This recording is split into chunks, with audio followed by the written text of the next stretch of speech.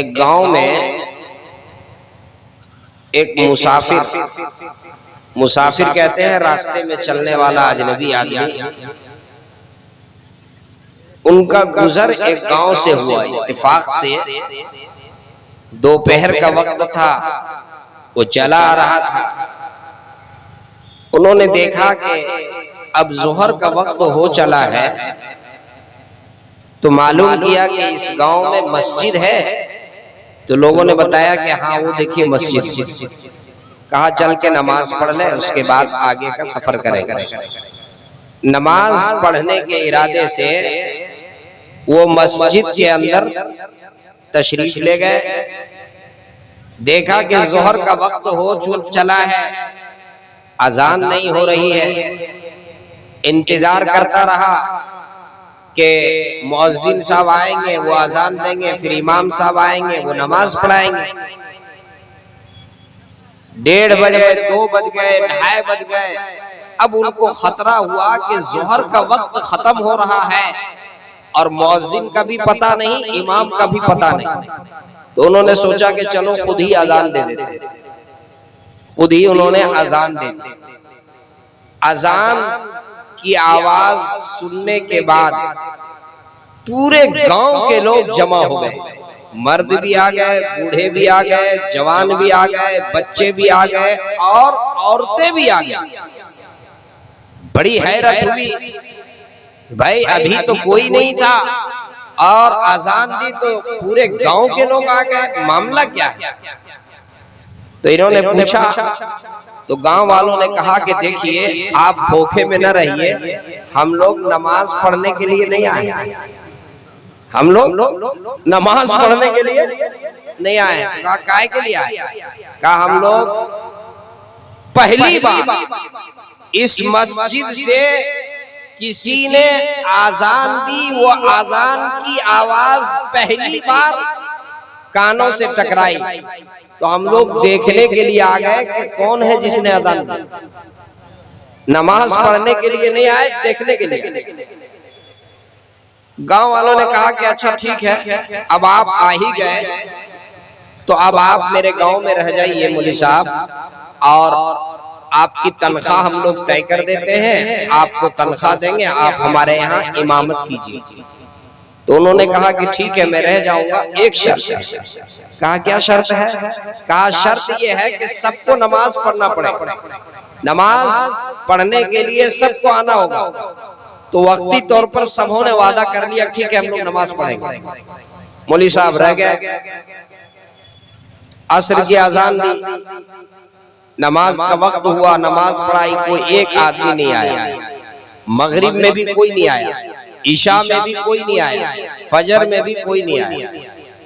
पहला दिन कोई नहीं, दूसरे दिन भी कोई नहीं आया, तीसरे दिन भी कोई नहीं आया। 3 दिन तक वो तन्हा अजान देता रहा और नमाज पढ़ता रहा। जब 3 दिन गुजर गए तो सदर साहब को बुलाया और कहा ये मेरा इस्तीफा दीजिए, हम आपके गांव में नहीं रहेंगे। सदर साहब ने कहा कि सुनिए, आपको हम तनहा नहीं रखे हैं, आपको पूरे गांव वाले मिलकर मीटिंग करके रखे हैं, हम अकेले इस्तीफा नहीं लेंगे, हम पूरे गांव वालों को जमा करते हैं। पूरे गांव वालों को जमा किया, कहा कि देखिए हम आपके गांव में नहीं रहेंगे, हम कल चले जाएंगे। तो गांव वालों ने पूछा क्या तकलीफ हुई? क्या आपको खाना नहीं मिल रहा है? क्या आपको तनख्वाह नहीं मिल रही है? क्या वजह है, क्यों जाना चाहते हैं? कहा कि सुनिए, खाना और तनख्वाह की बात नहीं है, हम पहले ही आप लोगों को बोले थे ना कि नमाज सब पढ़ने के लिए आइएगा तो मैं रहूंगा। 3 दिन गुजर गए, कोई एक आदमी भी नमाज पढ़ने के लिए नहीं आया, इसलिए अब मैं नहीं रहूंगा। तो गांव वालों ने बरजस्ता जवाब दिया कि मौलवी साहब आप अपना काम कीजिए और हम लोगों को अपना काम करने दीजिए। एक काम आपका है और एक काम हम लोगों का, आप अपना काम कीजिए, हम लोगों को अपना काम करने दीजिए।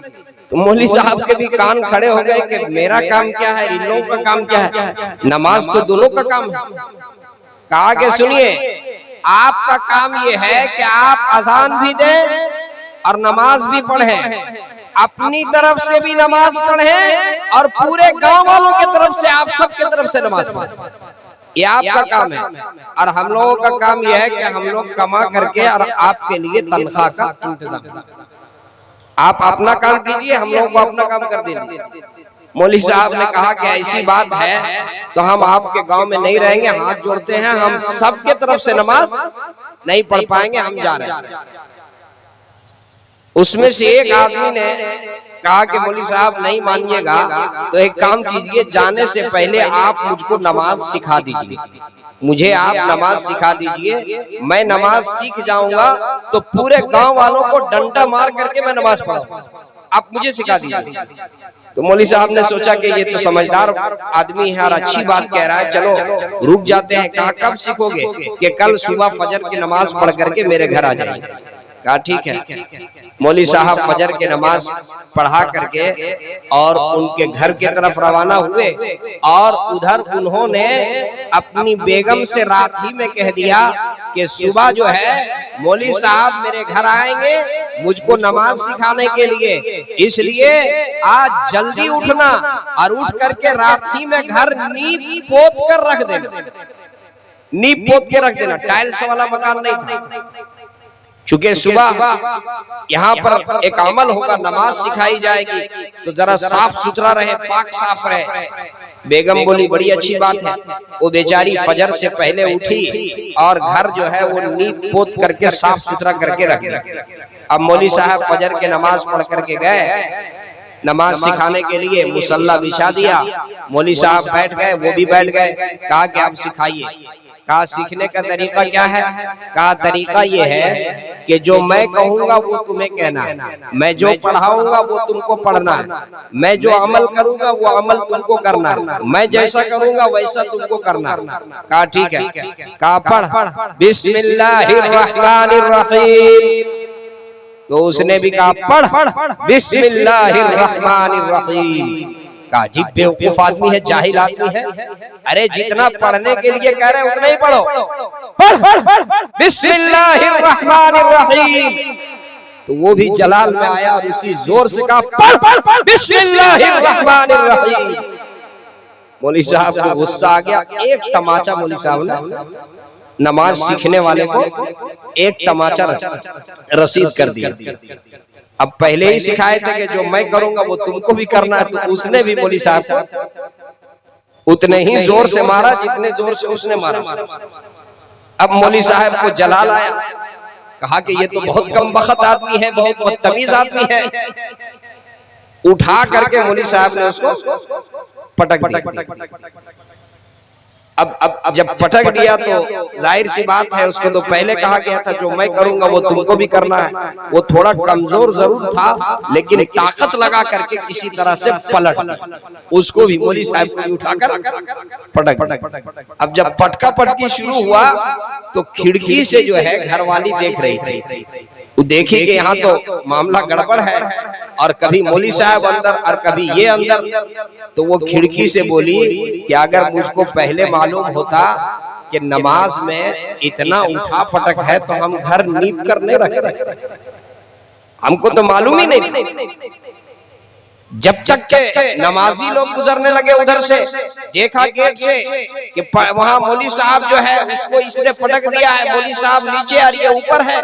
तो इन लोग ने सोचा भाई ये क्या हुआ है, बचाओ इसको, छोड़ाओ इसको, अलग करो। अब ये अलग करने के लिए गए तो अंदर से बीवी बोलती है आप लोग गलत फहमी का शिकार ना हो, यहाँ कोई झगड़ा नहीं हो रहा है, नमाज सिखाई जा रही है, झगड़ा नहीं हो रहा है, नमाज सिखाई जा रही है, आप लोग गलत फहमी का शिकार ना हो। अब जब दोनों को अलग किया तो जो नमाज सीखने वाला था उसने कहा कि मौलवी साहब अगर पहले से मुझको मालूम होता कि नमाज में भी इतना उठा पटक है तो हम नई लुंगी पहन करके नहीं रहते। धोखा हो गया मुझे। जहालत की हल है, जब जहालत होगी तालीमी बेदारी उन्वान लगा हुआ, जहालत होगी तो फिर ऐसा अमल नहीं होगा।